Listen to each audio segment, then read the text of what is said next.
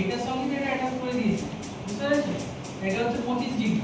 এই 25 ডিগ্রি আগে কি হচ্ছে না ইনলেট ভালভ ওপেন হয়ে যাচ্ছে সাকসেস শুরু হওয়ার আগে। কিন্তু যখন সাকসেস শুরু হয়নি তখন কোন স্ট্রোকে চলছে এক্সস্ট স্ট্রোক, তার 25 ডিগ্রি সেই টাইমে 25 ডিগ্রি আগে কিন্তু আমার কি হচ্ছে না ইনলেট ভালভ ওপেন হয়ে যাচ্ছে।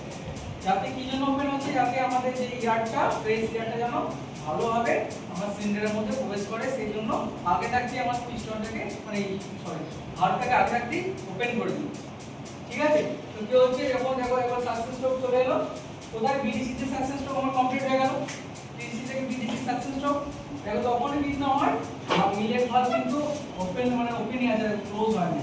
ক্লোজ কখন হয়েছে আফটার 25 ডিগ্রি, মানে আবার 25 ডিগ্রি যাওয়া পর্যন্ত, মানে আবার কম্প্রেশন স্ট্রোক শুরু হয়ে গেছে তখন কিন্তু 25 ডিগ্রি আমার কি হচ্ছে না ইনলেট ভালভ ওপেন থাকছে, তারপর আমার ইনলেট ভালভ বন্ধ। কম্প্রেশন স্ট্রোকে 25 ডিগ্রি হচ্ছে তবে আমার ইনলেট ভালভ বন্ধ হচ্ছে, বুঝতে পেরেছো? এরপর হচ্ছে আমার কম্প্রেশন স্ট্রোক বিডিসি থেকে টিডিসি দিকে যাচ্ছে, যাওয়ার সময় দেখো কি হচ্ছে না 5 ডিগ্রি আগে টিডিসি তে পৌঁছাবার 5 ডিগ্রি আগে কি হচ্ছে আমার ফুয়েল ইনজেক্টর স্টার্ট হয়ে যাচ্ছে, মানে ফুয়েল ইনজেক্টর ফুয়েল স্প্রে করতে শুরু করে দিয়েছে। তখন না পিস্টন টিডিসি তে পৌঁছাবার 5 ডিগ্রি আগে, মানে কম্প্রেশন স্ট্রোকে ও কিন্তু ফুয়েল ইনজেক্ট করতে শুরু করে দিয়েছে।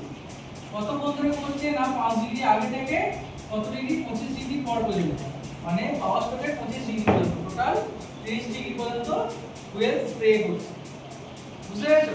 টোটাল 30 ডিগ্রি পর্যন্ত ফুয়েল স্প্রে করছে।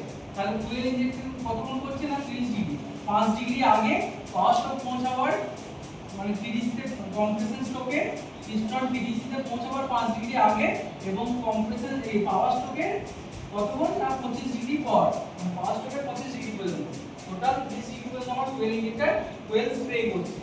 ঠিক আছে? এটা হচ্ছে আমার কি ফুয়েল ইনজেকশন টাইম, 30 ডিগ্রি পর্যন্ত আমি ফুয়েলটা ইনজেক্ট করছি। ঠিক আছে?